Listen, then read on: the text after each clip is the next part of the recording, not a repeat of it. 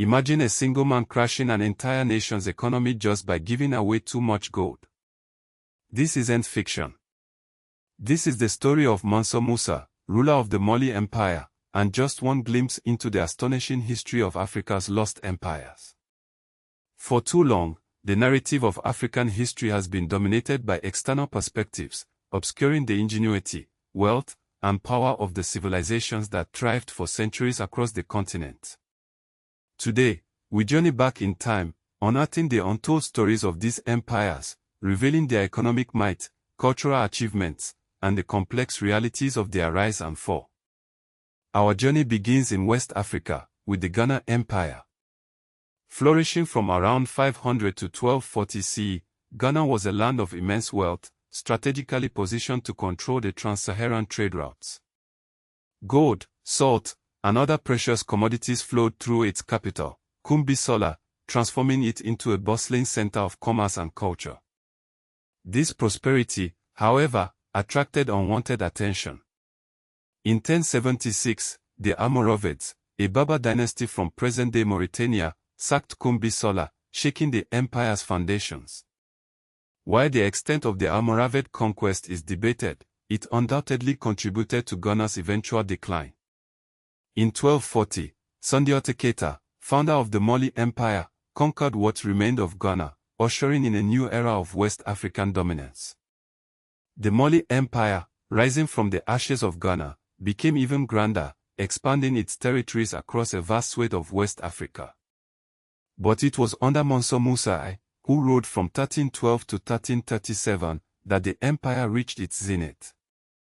His legendary pilgrimage to Mecca in 1324 is perhaps the most famous event in Mali's history. Accompanied by a massive caravan, including tens of thousands of people and vast quantities of gold, Mansa Musa's generosity in Cairo was so extravagant that it allegedly devalued the Egyptian currency for over a decade. Beyond his wealth, Mansa Musa was a devout Muslim and a patron of learning. He transformed Timbuktu into a renowned center of Islamic scholarship, attracting scholars and students from across the Muslim world. The Songhay University, established in Timbuktu, became one of the leading institutions of higher learning, boasting a vast library of manuscripts covering a wide range of subjects. But like all empires, Mali eventually faced its own challenges. Internal strife and external threats weakened its grip on power. Raids by the Songhay and Musi peoples gradually chipped away at its territories, paving the way for the rise of the Songhay Empire. The Songhay Empire, emerging in the 15th century, surpassed even Mali in size and power. Under the leadership of Sunni Ali and Askia Muhammad I, the Songhay Empire expanded its reach, controlling vital trade routes and major cities like Timbuktu and Jen. Askia Muhammad, in particular, was a shrewd ruler who promoted Islamic scholarship and implemented administrative reforms. He also strengthened the empire's military, creating a formidable army that maintained order and protected its borders. However, the Songhay Empire's reign came to an abrupt end in 1591 when it was conquered by the Moroccan Sogdian dynasty at the Battle of Tondebai. The Moroccans, armed with gunpowder weapons, decisively defeated the Songhay forces, marking a turning point in West African history. Now we move east, to the Kingdom of Aksum, a powerful civilization that thrived in present-day Ethiopia and Eritrea from around 100 to 940 CE. Aksum was a major trading power, controlling vital sea routes across the Red Sea and engaging in commerce with Rome, India, and other distant lands. King Izana, who ruled in the 4th century, made a pivotal decision that shaped Aksum's identity for centuries to come. He converted to Christianity. This conversion transformed Aksum into one of the earliest Christian kingdoms in the world, a unique status it maintained for centuries. Aksum was also known for its impressive architecture, including towering obelisks and elaborate palaces. The obelisk of Aksum, a massive stone structure, stands as a testament to the kingdom's engineering prowess. While stolen by Mussolini in the 20th century, it has since been returned to Ethiopia, a symbol of national pride. Further south, in present-day Zimbabwe, the Great Zimbabwe civilization flourished from around 1100 to 1450 CE. This civilization is best known for its imposing stone structures, particularly the Great Enclosure, a massive circular wall that stands as a testament to the skill and ingenuity of its builders.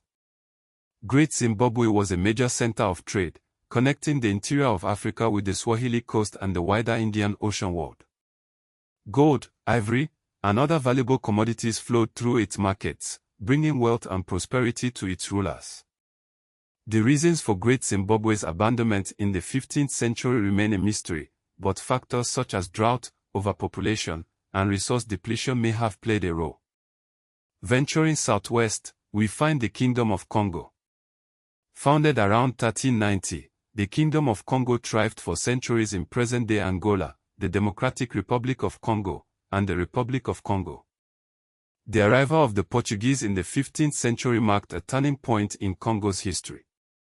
Initially, the two kingdoms engaged in trade and diplomacy. King Songhay was even baptized in 1491, adopting the Christian faith. His son, Afonso I, embraced Christianity even more fervently, sending an embassy to Portugal and seeking to modernize his kingdom along European lines. However, the relationship between Congo and Portugal soon soured, as the Portuguese became increasingly involved in the slave trade. The Congo kings resisted this exploitation, but their efforts were ultimately unsuccessful. The slave trade decimated Congo's population and undermined its political stability, leading to its eventual decline. Finally, we consider the Ethiopian Empire, a civilization with deep roots in the Aksumite kingdom. In 1270, Yekuno Amlak restored the Solomonic dynasty, claiming descent from the biblical King Solomon and the Queen of Sheba. The Ethiopian Empire endured for centuries, resisting foreign invasions and maintaining its independence. In 1896, Ethiopia achieved a stunning victory over Italy at the Battle of Odwa, a landmark event in African history that demonstrated the empire's military strength and its determination to remain free. These are just a few examples of the many African empires that have shaped the continent's history. They were economic powerhouses, controlling vital trade routes and generating immense wealth. They were cultural and intellectual hubs, fostering innovation, scholarship, and artistic expression. And they were military powers, defending their territories and projecting their influence across the region. The legacy of these empires continues to resonate in modern Africa. Their territories often align with present-day national borders, their cultural heritage informs national identities, and their economic and political experiences provide valuable lessons for the future. Yet within these narratives, controversies and suppressed histories linger. The extent of the Almoravid conquest of Ghana, the true impact of Mansa Musa's wealth, the scale of slavery within these empires, and the deliberate erasure of African achievement by colonial powers all demand further scrutiny. By confronting these uncomfortable truths, we can gain a more complete and nuanced understanding of Africa's past. The story of African empires is a powerful reminder of the continent's rich and complex history, a history that deserves to be told and celebrated.